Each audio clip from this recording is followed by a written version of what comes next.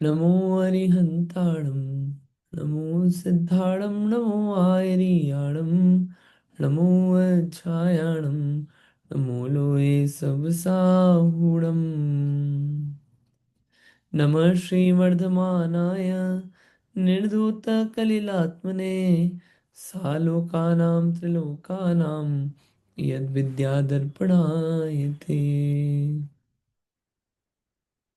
रत्नकरण श्रावकाचार सम्यक दर्शन जो कि सुख का कारण है। ऐसा सम्यक दृष्टि जिसको सच्चे देवशास्त्र गुरु का निर्णय हो गया, आठ अंग प्रकट हो गए।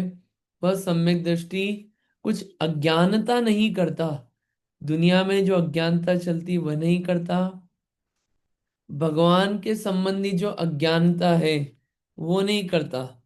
भगवान की उपासना इसलिए नहीं करता कि कोई मन में आशा है और उस आशा की पूर्ति ये भगवान कर देंगे, क्योंकि सम्यक दृष्टि को ये निर्णय है कि जो भी होता है वो कर्म के उदय से मिलता है।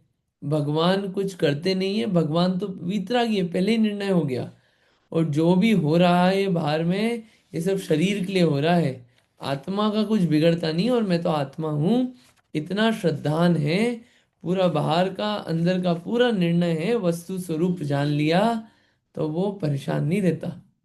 ऐसे अपन देख रहे थे देवता मूर्ता क्या चलती है दुनिया में।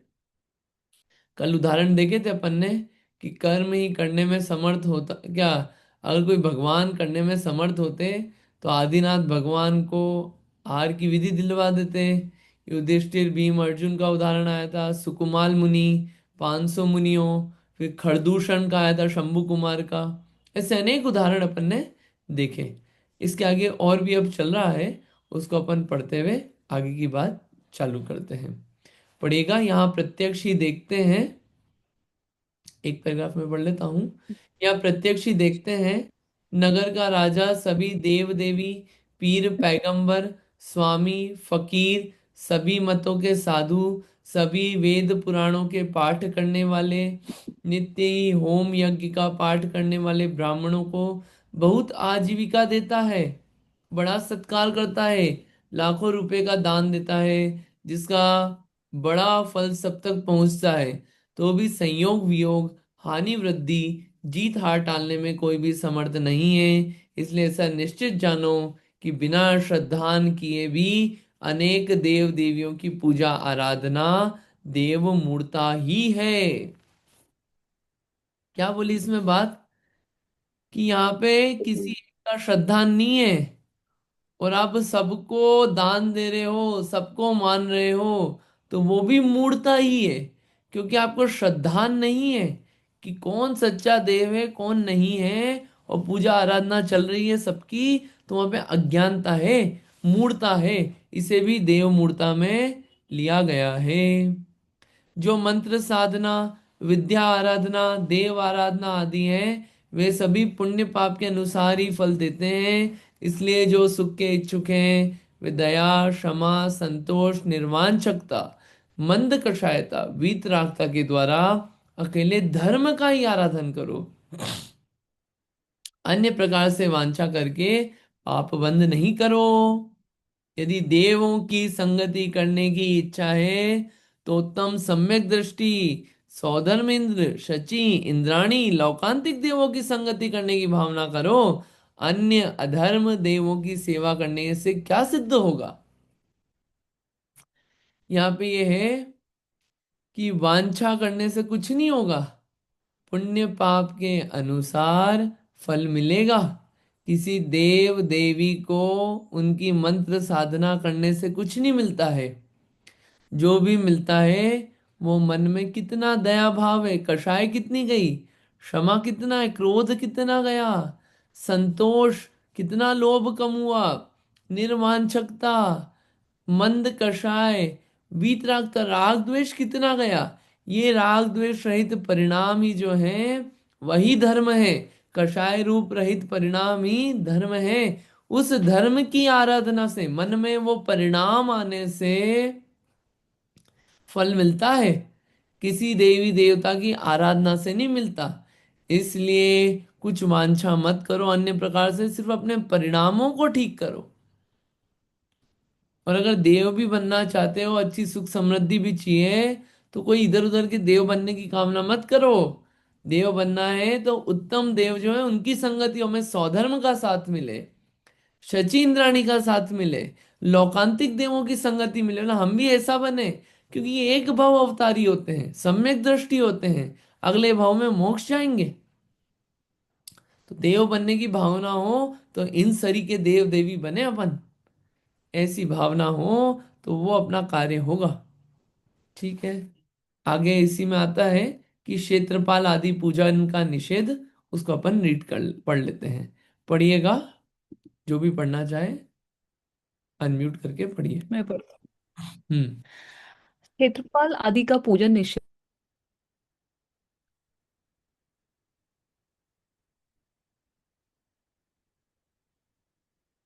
वे लोग पहले तो क्षेत्रपाल की पूजा करते हैं और क्षेत्रपाल की पूजा करने के बाद में जिनेंद्र देव का पूजन करते हैं। वे ऐसा कहते हैं कि जैसे पहले द्वारपाल का सम्मान करना, उसके पश्चात राजा का सम्मान करना चाहिए। द्वारपाल बिना राजा से भेंट कौन करावेगा, वैसे ही क्षेत्रपाल बिना भगवान से भेंट मिलाप कौन करा सकता है। उन मूर्खों को यह विवेक ही नहीं है कि भगवान तो मोक्ष में है। यह मिथ्या दृष्टि अज्ञानी क्षेत्रपाल, जो भगवान परमात्मा के स्वरूप को जानता ही नहीं है, उनसे कैसे मिलवा देगा और कैसे विघ्नों का नाश करेगा। वह तो स्वयं के ही विघ्नों का नाश करने में समर्थ नहीं है। इस प्रकार विवेक रहित मिथ्या दृष्टि लोग क्षेत्रपाल का अत्यंत विपरीत रूप बनाकर बीतराग के मंदिर में पहले स्थान पर ही स्थापना करते हैं, जिसके हाथ में मनुष्य का कटा हुआ सिर तथा गदा तलवार है, कुत्ते पर बैठा हुआ है। तेल गुड़ खाने से क्षेत्रपाल प्रसन्न होते हैं। ऐसा लोगों का बहकाकार क्षेत्रपाल को पुजवाते हैं तथा इनका दर्शन पूजन पहले करते हैं। सो यह सब मिथ्या दर्शन और कुज्ञान का ही प्रभाव जानना। यहाँ पे ये आया है कि मंदिर में क्षेत्रपाल की स्थापना कर दी, जैन मंदिर में, वीतरागी मंदिर में देवगति के देव की स्थापना कर दी, और उनकी पूजा वंदना करवाते हैं। बोलते हैं कि देखो, राजा से मिलना है तो पहले द्वारपाल को सम्मान करना पड़ेगा। इनके द्वारपाल को जब तक नहीं पटाओगे तब तक राजा से भेंट कौन कराएगा। ये संसार में चलता है ये सब। जिनेंद्र के मार्ग में सीधा 1 to 1 कनेक्शन है। सीधे भगवान के दर्शन करो और भगवान बन जाओ, किसी मीडिएटर की जरूरत नहीं है। ये तो खुद देवगति के देव हैं, ये क्या भेंट कराएंगे। और उनका रूप भी कैसा बना दिया। देवगति के देव तो सर्वांग सुंदर होते हैं, रूप कैसा बना दिया, अजीब सा बिल्कुल। हाथ में तलवार, कटी हुई चीजें, और ये सब किसकी सवारी, कैसा अजीब रूप बना दिया बिल्कुल। लगते ही नहीं है देव है वो। देव तो सर्वांग सुंदर होते हैं, ऐसा रूप बना दिया क्षेत्रपाल का भी। और उनको लोग क्या करते हैं, इनकी पूजा करो पहले, और उन्हीं में धर्म मानने लग गए। इनकी पूजा नहीं करोगे तो बाबा परेशान हो जाएंगे। ये जितना भी कार्यक्रम चल रहा है, विवेक नहीं है लोगों को। भगवान तो मोक्ष चले गए, और ये संसारी जीव भगवान से मोक्ष में क्या मिलाप करवाएगा। द्वारपाल बना है संसार में और वो मोक्ष में है, कैसे मिलाप करवाएगा।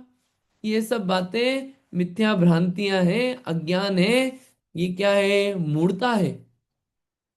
लोग डरते हैं कि हम नहीं नमस्कार करेंगे तो, हमारे घर वाले तो सब करते हैं, कुल बुद्धि से कर रहे हैं। भैया यहाँ पे न्याय तर्क की बात चलती है। धर्म तो बुद्धि लगाने का, न्याय तर्क लगाने का है। जब बाजार में अपन मटकी लेने जाते हैं तो 20 रुपए की मटकी भी 50 बार बजा के देखते हैं कि सही है कि नहीं है। तो अपना जहाँ पे पूरा माथा दे रहे हैं अपन, पूरे श्रद्धान दे रहे हैं, अपना जीवन दे रहे हैं, जन्मों जन्मों का जहाँ पे हिसाब किताब होना है, वहां पे अपन क्यों नहीं पूरा निर्णय करेंगे, परीक्षा करेंगे कौन सही कौन गलत। जो सही है उसके पास जाएंगे। और सही गलत का निर्णय तो सिर्फ इतना है, जैसा अपने को बनना है उसके पास जाओ। अगर आपको संसारी रहना है तो इनको पूजो। आपको अगर मुक्ति मार्ग में जाना है, वीतरागी बनना है, तो उनको पूजो, सीधी सी बात है। वंदे तदगुण लब्धे, जैसे गुण चाहिए उसकी संगति करो, सीधी सी बात है। ठीक है। ये सब कुज्ञान का ही प्रभाव है। कंटिन्यू करिए। भगवान पाश जिनेंद्र की प्रतिमा मस्तक के ऊपर फण बिना बनाते ही नहीं है। भगवान पाश अरहंत के समूह शरण में मस्तक के ऊपर धरणेन्द्र द्वारा फण बनाना कैसे संभव है? धरणेन्द्र ने तो भगवान की तपस्या करते समय मुनि अवस्था में फण मंडप बनाया था। उसके पश्चात अरहंत अवस्था में फण बनाने का कोई प्रयोजन नहीं है। जब भगवान पाश जिनेंद्र अरहंत बन गए और इंद्र की आज्ञा से कुबेर ने समूह शरण की रचना की थी, तब वहां भगवान पाश फण सहित विराजमान नहीं थे। वहां चार निकाय के देव, मनुष्य और त्रियंच धर्म श्रवण स्तवन बंदन करते हुए ही बैठते हैं। इसलिए स्थापित प्रतिमा में अरहंत के प्रतिबिंबों के फण कैसे संभव होगा? बीतराग मुद्रा तो इस प्रकार की नहीं होती। ये भी कि पार्श्वनाथ भगवान हो और ऊपर फण नहीं हो, तो लोगों को लगता ही नहीं है पार्श्वनाथ भगवान है। क्योंकि वो भगवान से ज्यादा तो फण पे ध्यान देता है। कितने सहस्त्र फण हैं, कि एक फण है, कि हजार फण है, लाख फण है। फण पे ज्यादा ध्यान देता है। हम्म। चमत्कार उस फण का दिखता है। अरे चमत्कार फण का नहीं है, चमत्कार तो वीतरागता का है। कितने रागी द्वेषियों के बीच में एक गजब वीतरागी बैठे हैं। और जब तक ऊपर सर्प नहीं दिखे, अरे ये पार्श्वनाथ भगवान कैसे हैं? फंड तो है ही नहीं। अरे भैया, नीचे चिन्ह होता है, उससे डिसाइड होता है कौन से भगवान है। ऊपर फंड बनाने से नहीं। तो महिमा सर्प की आती है। और वास्तविक जो मंदिर में विराजमान करते हैं, वो तो जैसे साक्षात समो शरण में भगवान है, वैसे भगवान विराजमान किए जाते हैं, केवली अरहंत परमात्मा। मंदिर समो शरण, वेदी गंध कुटी, और उसके ऊपर विराजमान भगवान साक्षात श्री अनंत परमेष्टि। और वो समो शरण में जो पार्श्वनाथ भगवान थे, उनके फण नहीं था ऊपर। क्योंकि समो शरण में ये जो फण अवस्था तो कैसी थी? वो थी केवल ज्ञान से पहले की मुनि अवस्था में। आ गए सर्प, ऊपर फण लगा दिया। टच थोड़ी किया कोई बॉडी को, ऊपर फंड लगा दिया अंत समय में। फिर तो क्या हुआ, जब वो अनंत अवस्था में चले गए, तो उसके बाद कोई उपसर्ग नहीं होता। समो शरण में कोई उनके ऊपर सर्प नहीं बना होता है। अब आजकल तो पार्श्वनाथ भगवान की मूर्ति बनेगी, तो फंड बिना तो होती ही नहीं है। ऐसा सिस्टम चल गया। तो वो क्या है, ये सब सोचने वाली चीज है कि महिमा अपने को वीतरागता की आना चाहिए। आगे पढ़िए। काल के प्रभाव से धर्मेंद्र की पूजा प्रभावना दिखलाने को लोग विपरीत कल्पना करने लगे हैं, सो उन्हें कौन दूर कर सकता है? जैसे पाषाण की भगवान की प्रतिमा में अंगों की सुंदरता व मस्तक की रक्षा के लिए कर्णों को लंबा करके कंधों से जोड़ देते हैं। उन्हें देखकर सभी धातु की प्रतिमाओं के भी कर्ण कंधों से जोड़ने लगे। सो यह तो देखा देखी चल गई। उसी प्रकार अरहंत की प्रतिमा के ऊपर फण का आकार बनाते हुए लोगों को देखकर तत्व को समझे बिना फड़ बनाने की प्रवृत्ति चल गई। फड़ बना देने से प्रतिमा तो अपूज्य हो नहीं जाती, क्योंकि चार प्रकार के सभी देव चारों तरफ से सदा ही भगवान की सेवा करते ही हैं। फड़ मंडप करने से ही धर्मेंद्र को पूज्य मानना हुआ तो देव मूर्ता है। हाँ, कि आपने फंड बना दिया। फंड बनाने से कोई पूज्यता नहीं हो जाती। फंड बनाने से कोई महान नहीं हो जाता। कि धर्मेंद्र आदि को पूजने लग गए, इससे कोई पूज्य नहीं होता। पूज्यता तो वीतरागता से आती है। काल के प्रभाव से लोग क्या करने लगे, ये जो कान थे, कान भी कंधे से जोड़ने लगे प्रतिमा के। अब ये कान जो है, ये कंधे से कैसे जुड़ने लग गए? सुंदरता दिखाने के लिए ऐसे बनाने लग गए। मतलब देखा देखी जो जो काम चल रहे हैं, जैसा वास्तविक स्वरूप है वैसा ही रखो, वैसा ही पूजो। छोटी छोटी गड़बड़ियां भी हाईलाइट करी है पंडित जी ने। तुम्हारा जो तत्व को नहीं समझता, सही को नहीं समझता, वो गड़बड़ियां करता है। तो उनको पूज्य मानना, ये क्या है? देव मूर्ता है। इस प्रकार देव मूर्ता के अनेक भेद हैं। गणेश, हनुमान, लिंग, योनि, चतुर्मुख, षठमुख का रूप, देवत्व रहित, प्रकट असंभव तिर्यंच रूप को देव मानना, बड़ पीपल आदि वृक्षों को, नदी को, जल को, वायु को, अग्नि को, अनाज को देव मानना, सो सब देव मूर्ता है। अधिक क्या लिखें। अपन ये पढ़ते हैं। उससे पहले एक चीज करनी थी। कोई एक जना कोई स्टोरी सुना सकता है क्या आज, कोई से भी अंग की जिसकी रेडी हो, कोई सी भी एक।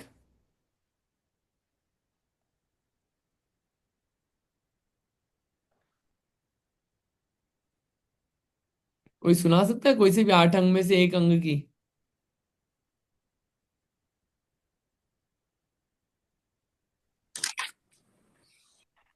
मैं सुना सकती हूँ। हाँ तो सुनाइए आप। अंजन अंजन हाँ चोर की कथा। हाँ, आप सुना लीजिए, ठीक है, फिर आते हैं इस पे।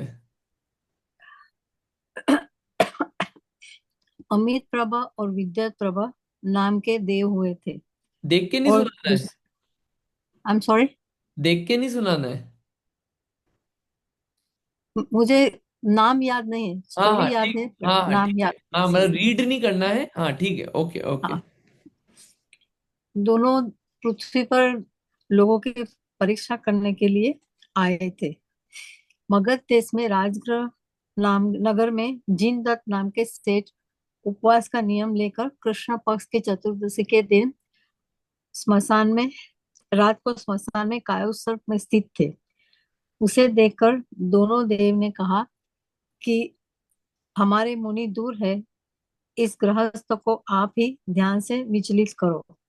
विद्युत प्रभा देव ने उस पर अनेक प्रकार के उपसर्ग किए, फिर भी जिनदत्त सेठ विचलित नहीं हुए।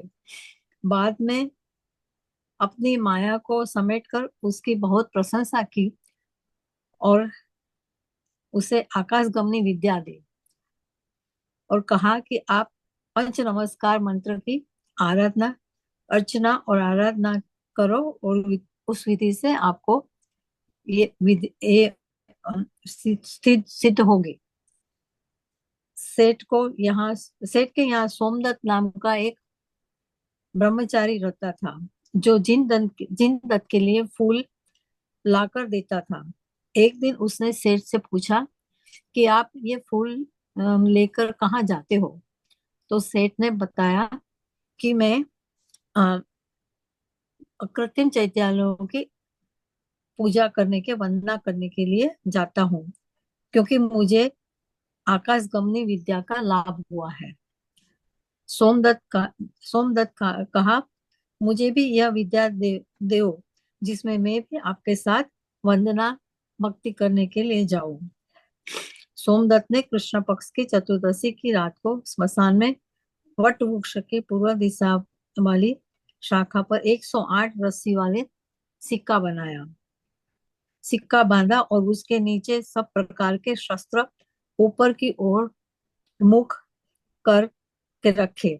बाद में उसने 2 दिन का उपवास का नियम लिया। फिर पंच नमस्कार मंत्र का उच्चारण कर छुरी से एक एक रस्सी को काटने के लिए तैयार हुआ। लेकिन नीचे चमकते हुए शस्त्रों को देखकर वह डर गया और विचार किया कि यदि सेठ के वचन असत्य हुए तो मैं तो मर जाऊंगा। ऐसी शंकित मन से वह सिक्के के ऊपर बार बार चढ़ता रहा और उतरता रहा। उसी समय में राजगृह नगर में एक अंजन सुंदरी नाम की वेश्या रहती थी, जिसने एक दिन कनक रानी का आहार देखा। रात्रि के समय जब अंजन चोर उसके यहाँ गया तो उसने कहा कि तुम मुझे कनक रानी का आहार दे सकते हो। यदि दे सकते हो तो आप हमारे भार्या बन सकते हो, भर्ता बन सकते हो, अन्यथा नहीं। अंजन चोर रात्रि में हार चुराने के लिए गया। आ, जब आ रहा था तब हार के प्रकाश से अंगरक्षक को और को उसे कोतवाल ने उसे पकड़ना चाहा, लेकिन वह हार छोड़कर चला गया। वट वृक्ष के नीचे सोमदत्त को देखकर उसने समाचार पूछा और मंत्र लेकर सिक्के पर चढ़ गया और उसने निसंकित होकर उस विधि से एक ही बार में सिक्के की सब रस्सियां काट दी। जो ही वह शस्त्रों के ऊपर गिरना लगा, त्यों ही उसको विद्या सिद्ध हो गई और उसने कहा, मुझसे जिनदत्त सेठ के पास ले चलो। उस वक्त सेठ सुदर्शन मेरू के चैत्यालयों में स्थित थे। अपना पिछला वृतांत कहकर कहा कि आपके उपदेश से मुझे जैसे यह विद्या सिद्ध हुई है, वैसे ही परलोक की सिद्धि के लिए भी आप मुझे उपदेश दीजिए। अंत में चारण बुद्धिधारी मुनिराज के पास दीक्षा लेकर उसने कैलाश पर्वत पर तप किया और केवल ज्ञान प्राप्त करके मोक्ष प्राप्त किया। उसका मेन टेक होम मैसेज है कि आत्म कल्याण हेतु जिन वचनों पर दृढ़ता पूर्वक निशंक निशंक होना और तदनुसार आचरण करना आवश्यक है, यह अंजन चोर से सीखने को मिलता है। बढ़िया। ये कथा का सार है कि शंका नहीं होना। जिनेंद्र भगवान ने जैसा कहा है, उनके वचनों पर शंका नहीं होना, वो उसकी मेन थीम है। कि वैसा श्रद्धांत था कि हाँ, ये ऐसा ही है, इससे कुछ अन्य नहीं है, ऐसा जो श्रद्धांत था। इसलिए अंजन चोर की कथा निशंकित अंग में आती है। मेरा कहानी में एक सब लोगों से रिक्वेस्ट है कि मोस्टली अपन ये ऐसे कैसे शब्द और लाइन नहीं बोले कहानियों की। कहानियों को कहानी की तरह रिप्रेजेंट करेंगे ना, तो वो अंदर तक पूरी टच होती है। आपका अच्छा है, लेकिन इसको और अपन बेटर कर सकते हैं, ऐसा मेरा सोचना है। बट अच्छा ट्राई है। देव मूर्ता पे आते हैं अपन। ये था कि गणेश हनुमान लिंग योनि चतुर्मुख षटमुख का रूप, देवत्व रहित प्रकट असंभव तिर्यंच रूप को देव मानना।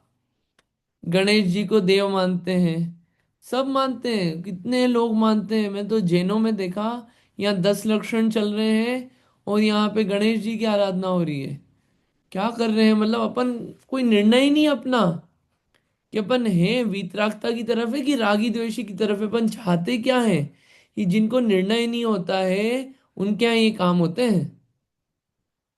और आप देखो कि अभी पर्यूषण कंप्लीट करके आए जैनों में भी श्वेतांबर, उसके बाद गणेश पूजा चालू।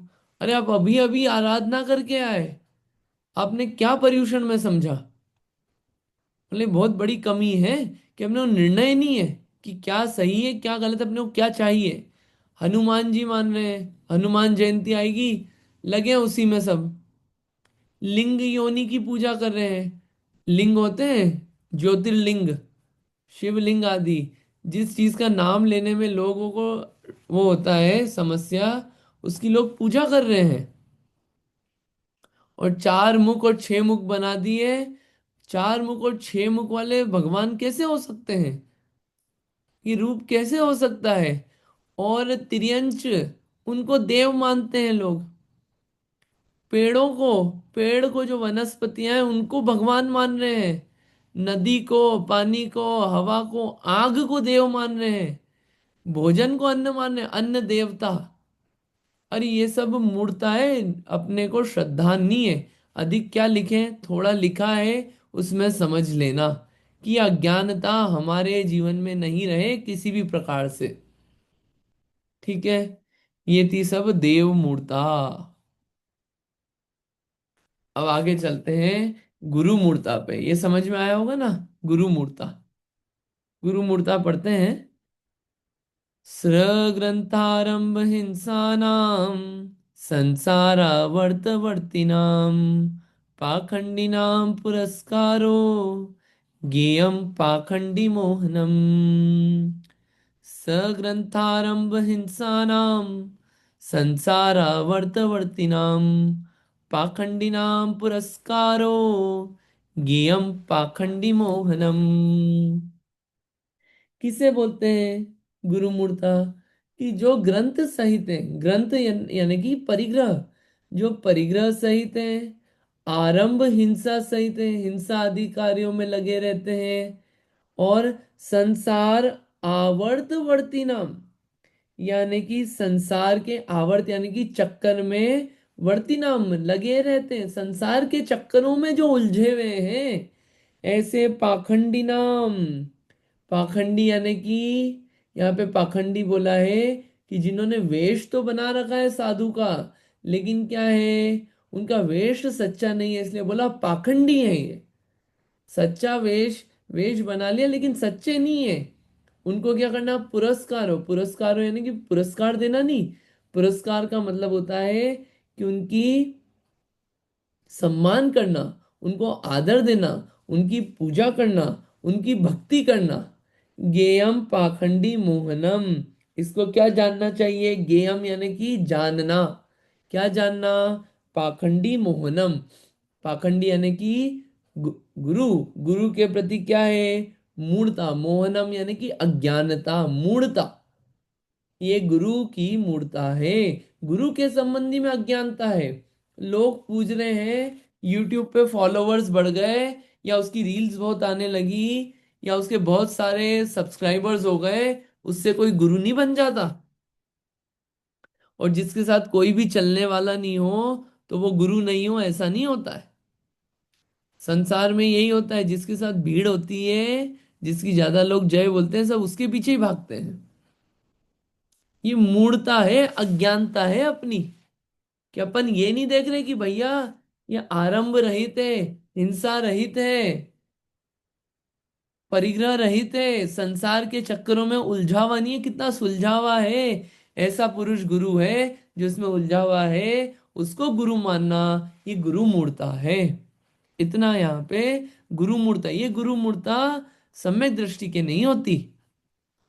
ठीक है, इस श्लोक को एक बार और पढ़िए, आप में से जिसको रीड करना है श्लोक पढ़िएगा, फिर अपन आगे कंटिन्यू करते हैं। पढ़िए। मैं पढ़ती हूँ। हम्म। सग्रंथारंभ हिंसानां संसारावर्तवर्तिनां पाखंडिनां पुरस्कारो गेयं पाखंडी मोहनम। बढ़िया, बहुत अच्छा। और किसी को पढ़ना है? पढ़िए प्लीज। मैं पढ़ती हूँ। हम्म। सग्रन्थारम्भहिंसानां संसारवर्तवर्तिनां पाखण्डिनां पुरस्कारो गेयं पाखण्डी मोहनम्। बहुत बढ़िया। Thank you. और किसी को रीड करना है? अनम्यूट करके रीड कर सकते हैं आप। याद हो जाएगा, जितने लोग पढ़ते हैं याद हो जाता है। मैं पढ़ती हूँ। हम्म। स्रग्रन्थानां हिंसानां संसारावर्तवतितानां पाखण्डिनां पुष्कारो ज्ञेयं पाखण्डीयमोहनम्। बहुत बढ़िया। और कोई? नहीं? ठीक है। तो परिग्रह, आरंभ और हिंसा सहित संसार रूप भंवरों में प्रवर्तन करने वाले पाखंडियों को प्रधान मानकर उनके वचनों में आदर पूर्वक प्रवर्तन करना पाखंड मूर्ता है। ये गुरु संबंधी मूर्ता है। इसका और डिटेल आएगा, भावार्थ को अपन पढ़ते हैं। पढ़िए, भावार्थ जिसको पढ़ना है पढ़िए। कौन पढ़ रहा है? मैं मैं पढ़ूं? पढ़ती हूँ। पढ़िए। कौन पढ़ रहा है? भावार्थ से पढ़िए Rita aunty ji. Okay, thank you. Jinendra के धर्म का श्रद्धा नान रहित होकर अनेक प्रकार का वेश धारण करके अपने को ऊंचा मानकर जगत के जीवों से पूजा वंदना सत्कार चाहते हुए परिग्रह रखते हैं, अनेक प्रकार के आरंभ करते हैं, हिंसा के कार्यों में प्रवर्तित प्रवर्तित है, इंद्रियों के विषयों के रागी, संसारी असंयमी अज्ञानियों से गोष्ठी वार्ता करके अभिमानी होकर अपने को आचार्य पूज्य धर्मात्मा कहलाते हुए रागी द्वेषी होकर प्रवर्तते हैं। युद्ध शास्त्र, श्रृंगार के शास्त्र, हिंसा के कारण आरंभ के शास्त्र, राग के बढ़ाने वाले शास्त्रों का आप महंत होकर उपदेश देते हैं, वे सब पाखंडी है। हम्म। आगे। जिनके अनेक प्रकार से रसों सहित भोजन में आसक्ति है, इसी कारण काम भोग बंध की कथा में लीन हो रहे हैं, परिग्रह को बढ़ाने के लिए दुर्ध्यानी हो रहे हैं। जो मुनि साधु आचार्य महंत पूज्य नाम से कहलाते हैं, लोगों से नमस्कार कराना चाहते हैं, वी कथा करते हैं, विषयों में लीन है, मंत्र तंत्र यंत्र जप मारण उच्चाटन वशीकरण आदि निंद्य आचरण करते हैं, वे सभी पाखंडी है। उन पाखंडियों के वचनों को प्रमाण मानना, उनका सत्कार करना, उन्हें धर्म कार्य में प्रधान मानना वह पाखंड होता है। हाँ, पहले बता दिया सच्चे गुरु का स्वरूप, कि गुरु ऐसे होते हैं। अब इनसे विपरीत जो हैं, वो क्या कर रहे हैं, वेश धारण कर लिया। उनको सच्चा ज्ञान नहीं है, अभी अनेकांत स्वरूप का ज्ञान नहीं है। थोड़ा बहुत अच्छी बातें करने लगे तो क्या हुआ, चलो मैं वेश धारण कर लेता हूँ, लोगों को थोड़ी बातें बताऊंगा, लोग मेरे को ऊंचा मानेंगे। ये चाह के साथ ये वेश धारण कर लिया, अपना बढ़िया आश्रम बना लिया, सेवक बना लिए थोड़े से। ये सेवक रखना भी तो परिग्रह है। आपने घर छोड़ दिया, लेकिन 8-10 सेवक रख लिए ना अपने, तो आपने परिग्रह तो रख लिया, बाहरी परिग्रह है, दास दासी रखना। सच्चा गुरु अपने आसपास सेवक नहीं रखता है कि तुम हमारी सेवा में रहना। अनेक प्रकार के आरंभ हिंसा में लगे हुए हैं, पूरी हिंसा आरंभ सब छोड़ दिया, इंद्रियों के विषयों में नहीं फंसे, असंयमियों से ज्यादा नहीं उलझते, वो तो अपनी संयम की आराधना में लगे हैं, शास्त्र की बात करते हैं, सच्ची बातें। और जो इससे विपरीत हैं, वे सब पाखंडी हैं, भोजन में आसक्ति है, दूर ध्यान में लगे रहते हैं, बातें करेंगे काम की, भोग की, बंध की, बंध की बात करेंगे, निर्बंध होने की बात नहीं करते, विकथा करते हैं, लोगों से इधर उधर की गप्प मारते हैं। ये सब क्या है, ये सब साधु के गुण नहीं है। मंत्र तंत्र में उलझे हुए हैं कि लोग हमसे प्रसन्न होंगे। ये सब क्या है, उन पाखंडियों के वचनों को प्रमाण मानना, उनका सत्कार करना, उन्हें धर्म कार्यों में प्रधान मानना, वह पाखंड मूर्ता है। ये देवता, ये गुरु संबंधी मूर्ता है अपनी। अगर ऐसा है तो गुरु मूर्ता है, सम्यक दृष्टि को ये गुरु मूर्ता नहीं होती है। सम्यक दृष्टि तो गुरु का स्वरूप समझ लिया, और गुरु का स्वरूप समझने के बाद गुरु ऐसे ही होते हैं, इतना कार्य होता है। गुरु को गुरु रूप से देखता है, नाम में नहीं उलझता। ठीक है, तो अपना ये हुआ सम्यक दृष्टि का। आप देखो कितना सुख का कारण, सच्चे आइडल देव, सच्चे शास्त्र, सच्चे गुरु, सब सही मिल गए, वितरागता वाले, सुख का रास्ता चालू। जीवन में 8 अंग आ गए, सुख का रास्ता चालू। ये 3 अज्ञानता हटी, सुखी। वरना उलझा हुआ व्यक्ति, कितने उलझे हुए, किन किन चीजों में उलझे हुए हैं, सच्ची बात नहीं जानते तो उलझे हुए। तो इतनी उलझन से दूर होके, और फिर सम्यक दृष्टि को 8 मद नहीं होते, वो 8 मद के नाम आ रहे हैं। वो 8 मद के नाम, तो अपना वो जो श्लोक नंबर कौन सा था, चौथा नंबर का श्लोक अब जाके पूर्ण होगा। ये श्लोक जब पूर्ण होगा 25वां, मतलब वो एक श्लोक बताया, उसमें 25 श्लोक तक उसकी बात कही है पूरी, कि सम्यक दर्शन के लक्षण क्या, वो पूरी बात अब यहाँ पे जाके समाप्त होगी इस श्लोक पे। ठीक है, यहाँ तक समझ में आया ना पूरी बात क्या चल रही है। हम्म, आगे चलते हैं। अभी वॉइस शायद अब आ रही होगी। अब सम्यक को नष्ट करने वाले 8 मदों का नाम कहने वाला श्लोक कहते हैं। एक गुरु से मेरे को एक बात आई, मतलब अपनी भी कुछ मान्यताएं हो तो, जनरली होता ये देखा ये जाता है कि सबको चाहिए कि आचार्य जो है संघ के, वो हमारे यहाँ आहार करने आए, और वो आचार्य नहीं आते हैं, कोई छोटे साधु आ जाए संघ के, तो लोगों को इतना उत्साह नहीं रहता, थोड़ा सा दुख हो जाता है कि अरे यार ये आए, वो नहीं आए।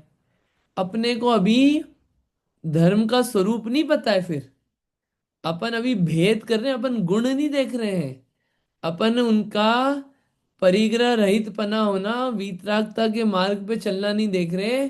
अपन तो अभी अटके में, कौन अच्छा बोलता है, कौन पद में बड़ा है। अभी अपन वीतरागता के बेसिस में नहीं देख रहे, अभी अपन बायस्ड है। ये धर्म अपने को बायस होना नहीं सिखाता। जितने भी, अगर मान लो 50 मुनि भी हैं, उसमें कुछ मुनि ऐसे हैं जो बोलते ही नहीं है, प्रवचन भी अच्छे नहीं कर सकते, लेकिन उनके रत्नत्रय गुण हैं। उस रत्नत्रय गुण को देख के हर्ष होना चाहिए, उनके रत्नत्रय को देख के दर्शन करने में आनंद आना चाहिए, उतना आनंद जितना आचार्य परमेश्वरी के दर्शन करने में आनंद आता है। तो अपन ने गुरु का स्वरूप समझा है।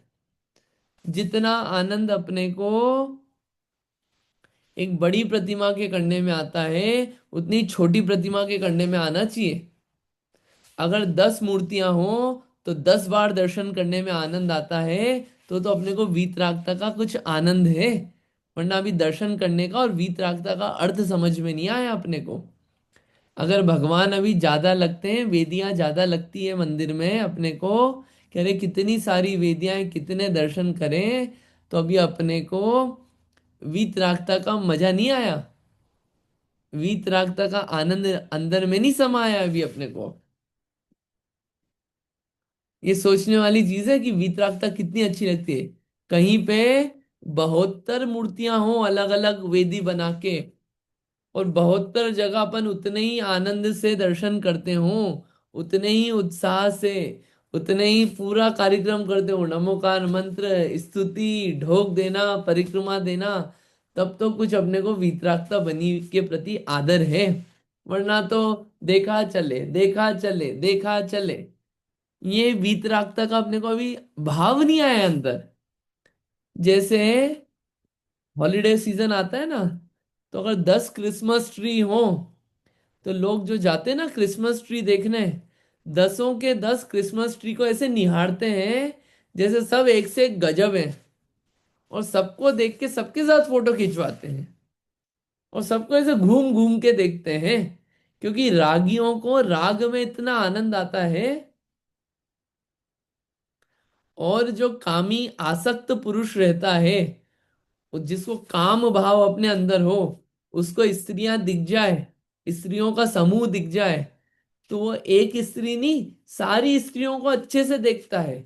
उसको अंदर का काम भाव राग भाव इतना ज्यादा है। ऐसे ही जिसको वीतरागता का अंदर में आदर हो, जिसको वीतरागता के मन में लगी हो लगन, वो वीतरागियों को एक क्या 10 10 20 20 50 50 100 100 वीतरागियों को देखेगा, और उतने ही प्रेम से देखेगा जितने एक को देखता है। तो अपने को देव शास्त्र गुरु का स्वरूप समझ में आया। तब तो अपने को लगा कि भैया ये सुखी हैं, ये निर्दोष हैं, इनसे मेरा कुछ होने वाला है भला, मैं भी इनके जैसा बनना चाहता हूं। तब तो अपने को दर्शन करने का भाव हुआ। गए शिखर जी, शिखर जी में इतने मंदिर हैं, इतनी वेदियां हैं, इतनी मूर्तियां हैं। अरे सारी मूर्तियां ढंग से देखी भी नहीं अपन ने, और बस चलते गए, चावल डाले चलते गए। अपने को अभी वीतरागता का आनंद नहीं आता, अभी अपने को दर्शन करना नहीं आता, अभी वीतरागता देख देख के प्रसन्न होना नहीं आता कि अरे गजब रूप है, इतने रागियों के बीच में ये वीतरागी बैठे हैं, गजब। वो आनंद जो है वीतरागता का, अभी वीतरागता का अपने को अभी अर्थ अंदर में आया नहीं है। ये विचार करने की चीज है, देवशास्त्र गुरु का स्वरूप समझ के, कि बाहर से पाखंडियों से तो हटना ही, लेकिन वीतरागता का भी आनंद आए। तो अपन ने देवशास्त्र गुरु का स्वरूप समझा। ठीक है। अगर अपने पास 24 मूर्तियां हैं या 12 मूर्तियां हैं भगवान की, 12 वेदियां हैं, एक एक वेदी के सामने वैसे ही दर्शन हो जैसे एक के सामने होता है, हर एक के सामने वैसे हो, वैसे ही एक एक के सामने उतनी श्रद्धा के साथ स्तुति पढ़ी जाए, एक एक भगवान को वैसे निहारा जाए, इतना समय लगे तो दर्शन करने का आनंद आएगा। इतनी स्तुतियां क्यों बनाई? एक एक भगवान के सामने एक एक स्तुति बोलो आप। और जिसको देवशास्त्र गुरु का स्वरूप समझ में आया, वही भगवान की पूजा करने जाएगा। जिसको देवशास्त्र गुरु का भी स्वरूप का समझ में नहीं आया, जिसको भगवान है क्या चीज, जिसको वो अंदर में नहीं आया पढ़ के, वो भगवान की पूजा करने जा ही नहीं सकता। उसको अभी भी आलस आएगा कि इसमें कोई मजा नहीं है, सिर्फ पढ़ लो या दर्शन कर लो बहुत है। ये बात अपने को ग्रहण करनी चाहिए जितना पढ़ा है उससे। ठीक है। कुछ श्रद्धान चेंज हो तो रत्न की प्राप्ति होगी, तो कुछ सुख की शुरुआत होगी, ऐसा विचार करना। आगे अपन अब ये सम्यक दर्शन जिन 8 मदों के कारण नष्ट हो जाता है, उन 8 मदों का स्वरूप यहाँ पे बता रहे हैं, उसको अपन पढ़ते हैं। 8 मद। ज्ञानम पूजाम कुलम जातिम बलम रिद्धि तपो वपु अष्टावाश्रित्य मानित्वम् स्मय माहुर्गतस्मया। क्या क्या शब्द आए हैं? शब्द बड़े अच्छे हैं, बहुत अच्छा श्लोक है, याद करने लायक है। पूरा रत्नकरण याद करने लायक है, याद करना चाहिए इसको। ज्ञानम पूजाम कुलम जातिम बलम, और ये तोड़ेंगे शब्द तो रिद्धिम, रिद्धिम तपो वपु। कितनी चीजें हो गई? 8 चीजें हो गई। ये 8 प्रकार से मद किए जाए, 8 चीजों के आधार से। अष्टावाश्रित्य, अष्टाव आश्रित्य यानी इन 8 चीजों के आश्रय करके। किन किन का आश्रय करके? ज्ञान का आश्रय करके, पूजा का आश्रय करके, अपने कुल, जाति, अपने बल, अपनी रिद्धि, अपने तप, अपने शरीर, इन 8 चीजों का आश्रय करके मानित्वम, इन 8 चीजों का आश्रय करके क्या? मानित्वम। इसमें क्या होता है? मान होता है। जो गर्व करता है उसको गतस्मया, उसको क्या बोला? मद कहते हैं। इसमय आहु, इसमयम आहु, इसमय यानी कि गद, मद, इसमयम आहु, आहु यानी कहते हैं, उसको मद कहते हैं। और कौन कहता है? गतस्मया, जिनका मद गत हो गया है, दूर हो गया है। ऐसे आचार्य गंधर आदि कहते हैं कि 8 प्रकार के आधार से मद होता है, इसलिए 8 मदों के नाम भी यही हो गए। क्या हो गए? अर्थ पढ़ते हैं। जिनका मद नष्ट हो गया है, ऐसे गणधर देव हैं गतस्मया। उन्होंने मद 8 प्रकार का कहा है। अष्टावाश्रित्य मानित्वम, ज्ञान, पूजा, कुल, जाति, बल, रिद्धि, तप, शरीर, इन 8 का आश्रय करके जो मानीपना होता है उसे इसमें मद कहते हैं। ज्ञान का मद हो सकता है, पूजा का मद, कुल का मद, हम इस कुल से हैं, जाति का मद, इसका स्वरूप आएगा आगे, बल का मद, रिद्धि का मद, तप का मद, शरीर का मद, ये 8 मद सम्यक दृष्टि के नहीं होते हैं। अगर सम्यक दृष्टि बनना है तो 3 मूर्ता छोड़नी होगी। सम्यक दृष्टि बनना है 8 मदों से दूर रहना होगा। सम्यक दृष्टि बनना है 8 अंगों को धारण करना होगा। सुखी होना है तो सम्यक दृष्टि बनना होगा। इतनी बात है। ठीक है, समझ में आया ये श्लोक? ये श्लोक पढ़िए, याद करने जैसा है, अपने जीवन में उतारने जैसा है। ये श्लोक बहुत बढ़िया है। पढ़िए, जिसको रीड करना है पढ़िए श्लोक, अनम्यूट करिए और पढ़िए। ज्ञानं पूजां कुलं जातिं बलमृद्धिं तपो वपु अष्टावाश्रित्य माने त्वं स्मयमाहु स्मयमाहुर्गत तमस्या इसमें तस्म्या।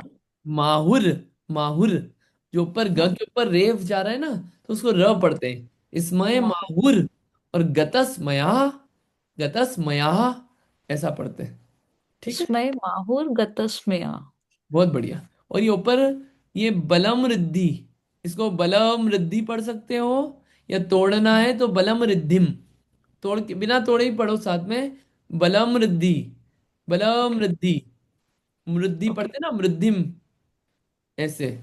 कृपा, कृपा पढ़ते ना जैसे, जैसे बलम वृद्धि, बलम वृद्धिम, ल पे जो बल डालो, जोर डालो, बलम वृद्धिम, तो सही पढ़ाएगा वो। ठीक है, बलम वृद्धि, बल मृद्धिम, म पहले बलम मत पढ़। वृद्धिम। हाँ, ऐसे पढ़ेंगे तो वो सही बैठेगा। बढ़िया। और किसी को रीड करना है? पढ़िए इसको, श्लोक बहुत बढ़िया है ये। ज्ञानं पूजां कुलं जातिं बलं वृद्धिं तपो वपुः अष्टावार्षित्यमानित्वं स्मयमाहुर्गतस्मयः। बहुत बढ़िया, बहुत अच्छा। मैं पढ़ती हूँ। हाँ, याद भी करना है सबको। ज्ञानं पूजा कुलं जातिं बलं वृद्धि तपो वृपु अष्टावाश्रित्य मानित्वं स्मयमाहुर्गतस्मया।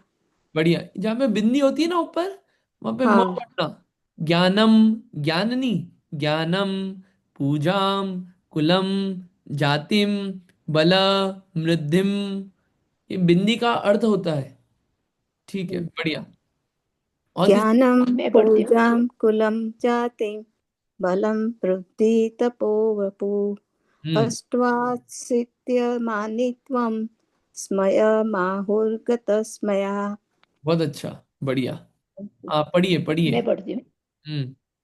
ज्ञानं ज्ञानं पूजां कुलं जातिं बलं वृद्धिं तपो वपु अष्टावाश्रित्य मानित्वं स्महर् स्मयमाहुर्गतस्मयः। बढ़िया, बहुत अच्छा। सब पढ़ सकते हैं, मतलब यहाँ पे आप हेजिटेशन मत करना, गलत हो जाए, अजीब लगेगा पढ़ने में। जिसको पढ़ना है आप सब पढ़ सकते हैं ना, कोई प्रॉब्लम नहीं, याद होएगा जितनी बार पढ़ते हैं अपन। ठीक है, अपन अब इसका एक एक का स्वरूप पढ़ लेते हैं। ज्ञान मद पढ़ लेते हैं सबसे पहले। ज्ञान मद क्या होता है? पढ़िएगा, अनम्यूट करिए और पढ़िए, जिसने अभी रीड नहीं किया हो अभी तक। ओके। मैं पढ़ती हूँ। ज्ञान मद, जिसके एक भी मद हो वह सम्यक दृष्टि कैसे हो सकता है? सम्यक दृष्टि का सच्चा चिंतन है। वह विचार करता है, हे आत्मा, तूने तो इंद्रियों से उत्पन्न हुआ ज्ञान पाया है, इसका गर्व क्यों करता है? यह ज्ञान तो ज्ञानावरण कर्म के क्षयोपशम के अधीन है, विनाशिक है, इंद्रियों के अधीन है, वात पित्त कफादि के अधीन है। इसके नष्ट होने में अधिक देर नहीं लगती है। क्यों इसका गर्व करते हो? इंद्रियों के नष्ट होने होते ही ज्ञान भी नष्ट हो जाता है। वात पित्त कफादि के घटने बढ़ने पर क्षण मात्र में ही ज्ञान विपरीत हो जाता है, बावला हो जाता है। यह इंद्रिय जनित ज्ञान तो शरीर के साथ ही विनश जाएगा। कई बार एकेंद्रिय हुआ, शेष चार इंद्रियां प्राप्त नहीं हुई। एकेंद्रियों में जड़ रूप पाषाण धूल पृथ्वी रूप होकर असंख्यात काल तक अज्ञानी रहा। कई बार विकल्पत्रय में हित अहित की शिक्षा रहित हुआ। कई बार कुकर शुकर व्याघ्र सर्प आदि में विपरीत ज्ञानी होकर भ्रमण किया। निगोद में अक्षर के अंतवे भाग मात्र ज्ञान सहित हुआ। व्यंतर आदि अधम देवों में भी मिथ्यात्व के प्रभाव से आप पर नहीं जानता हुआ मरण करके एकेंद्रिय में उत्पन्न होकर अनंत काल तक परिभ्रमण किया है। मनुष्यों में भी किन्हीं विरले मनुष्यों को ज्ञानावरण के क्षयोपशम की अधिकता से तीक्ष्ण ज्ञान हो जाता है, एक तो मिनट उनमें रुकिएगा, से एक मिनट रुकिएगा, अपन दो पैराग्राफ पहले देख लेते हैं। Okay sorry. ज्ञान मद हो, तो ज्ञान मद के संबंध का विचार किया जा रहा है कि जिसको एक भी मद हो वो सम्यक दृष्टि कैसे हो सकता है? सम्यक दृष्टि का चिंतन कितना गजब का चलता है। वो विचार करता है, स्वयं को ही बोलता है सम्यक दृष्टि, स्वयं को इतना श्रद्धान रहता है खुद को, क्या, कि जितना भी अपने को याद है, जितना समझ में आ रहा है अभी, वो किस पे डिपेंडेंट है? अभी इन इंद्रियों पे डिपेंडेंट है। ये हमने कान से कान से सुन लिया, आंखों से देख लिया, सब याद होने लग गया, समझ में आ गया। और मन है, ये सब इंद्रियां है ना, ये नौ इंद्रियां है। ये सब क्या है? ये इंद्रियां हैं। अब ये इंद्रियां क्या अपने हैं क्या? ये इंद्रियां अपने नहीं है, ये तो पराया माल है।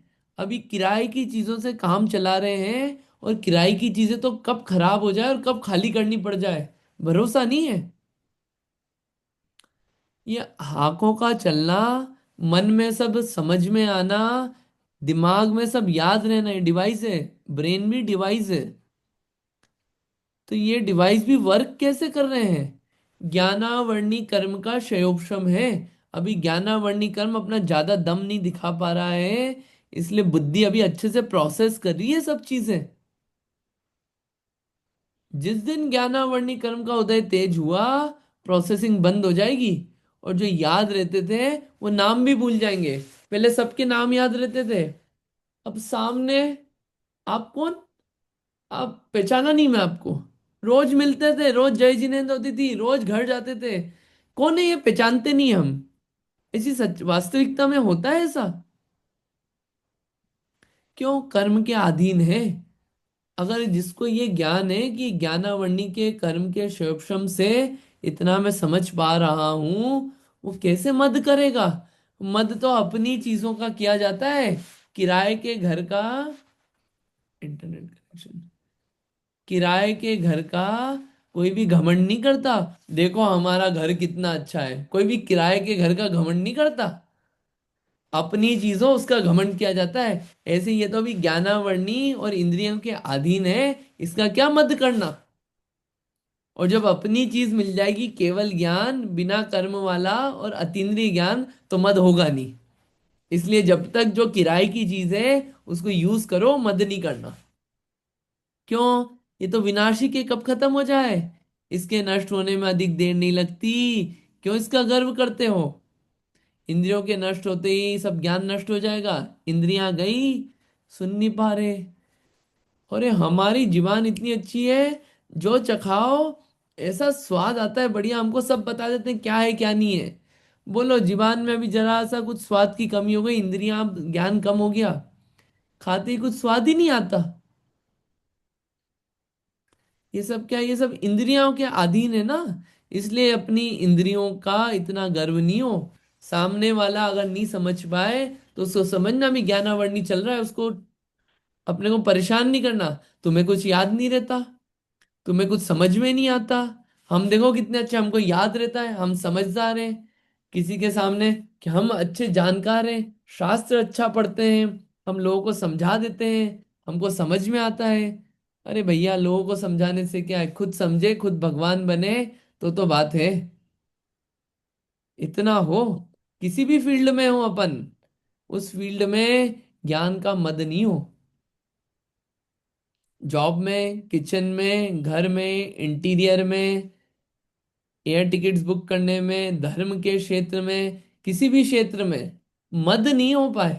ज्ञान का उपयोग करो। ज्ञान का उपयोग सुख लेने में होता है, कल्याण करने में। यह इंद्रिय जनित ज्ञान है, शरीर के साथ नाश हो जाएगा। अरे इसी भव में नाश होते देखा है। जब जवान थे तब ऐसा याद रहता था एक एक बात, बुढ़ापा आया अपना नाम भी याद नहीं रहता। और ये जब शरीर चला जाएगा, जितना याद किया है सब भूल जाएंगे। तो मद किस चीज का करें? और अपना पास्ट याद करें। कई बार अपन एक इंद्रिय हुए, दो इंद्रिय, तीन इंद्रिय, चार इंद्रिय हुए, कुछ याद तक नहीं था, किस जगह पे घूम रहे हैं वो तक नहीं पता था। जड़ जैसे पाषाण जैसे पड़े हुए हैं, धूल जैसे उड़ रहे हैं जीवों के, मिट्टी कंकर पत्थरों के असंख्यात काल तक पड़े रहे अज्ञानियों के। कोई शिक्षा देने वाला नहीं। कौन सी डिग्री? अपनी डिग्री का अभिमान, एमएस, पीएचडी, क्या अभिमान करें इन डिग्रियों का। अरे हम भी डिग्री वाले हैं, हमको कम समझते हो क्या आप? हमने भी खूब पढ़ाई लिखाई करी है। अरे क्या मद करना, क्या किसी को दिखाना। कई बार कुकर शुकर व्याग्नि सब सर्प बने, निगोध बने। निगोदिया जीवों को तो इतना सा ज्ञान होता है, बिल्कुल इतना सा, मतलब कि वो ज्ञान हटा दो तो बस वो अज्ञानी हो जाए, मतलब जड़ हो जाए। इतना सा ज्ञान दे रखा है बस कि जीव बना रहे। इतना ज्ञान का क्षयोपशम है सिर्फ निगोदिया को तो। कई बार निगोदिया बजने, काल अनंत निगोद मझार। और व्यंतर आदि देव बन गए तो भी मिथ्यात्व है। अपने आप को और पर को नहीं जाना कि मैं कौन और मेरे से पराया कौन। तो परिभ्रमण ही किया संसार में। ऐसा ज्ञान जिससे परिभ्रमण ही कर रहे हैं, उस ज्ञान का क्या मद करना। ऐसा यहाँ पे उपदेश है। आगे पढ़िएगा नीतू दीदी।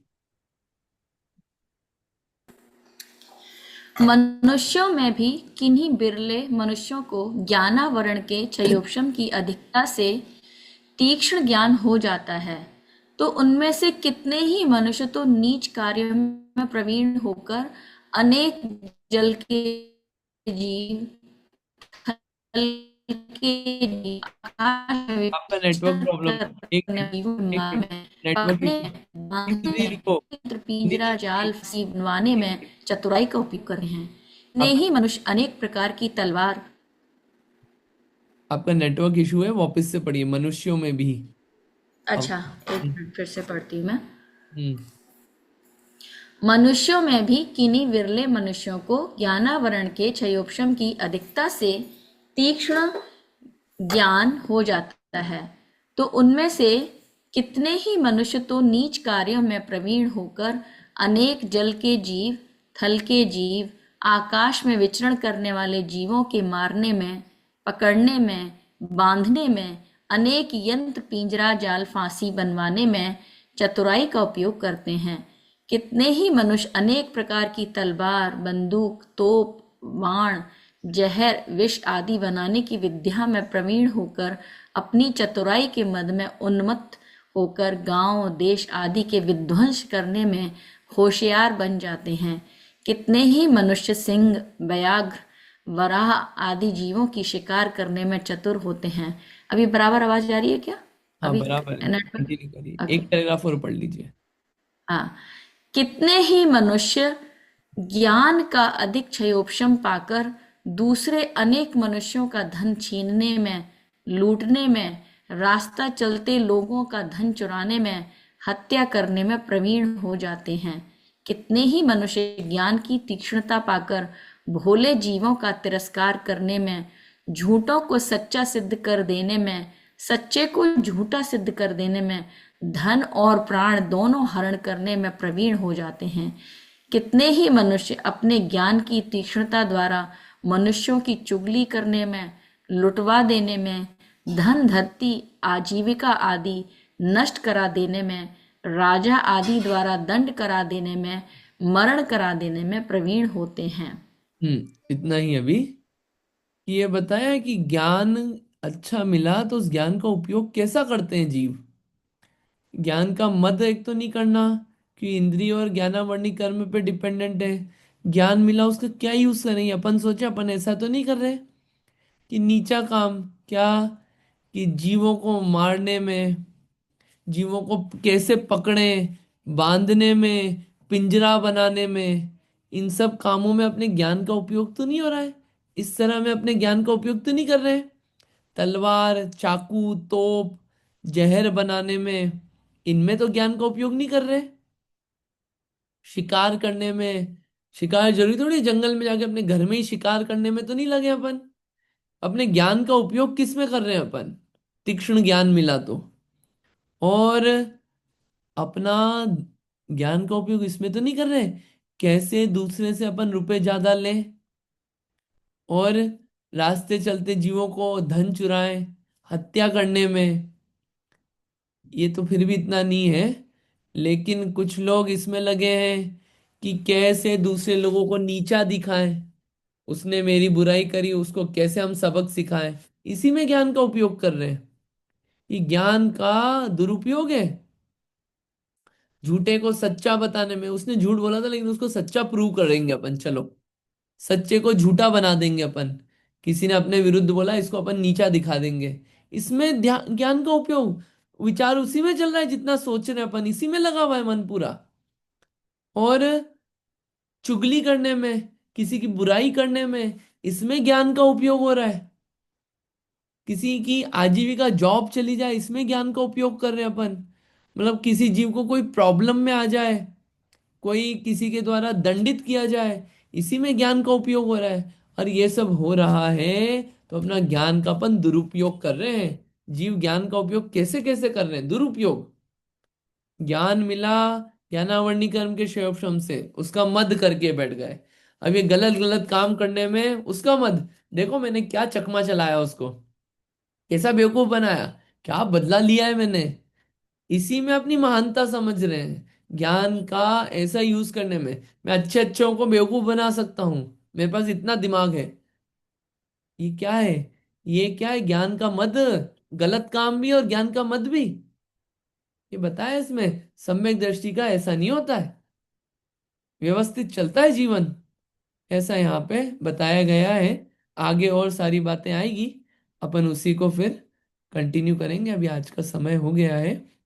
ऐसे ज्ञान मत को समझ के कि हम में कभी ज्ञान का मद नहीं आए, इतना अपने को निर्णय करना है पढ़ के, और 8 प्रकार के मद नहीं आए, ऐसा अपने को यहाँ पे रत्न पढ़ के रत्न प्राप्त करना है।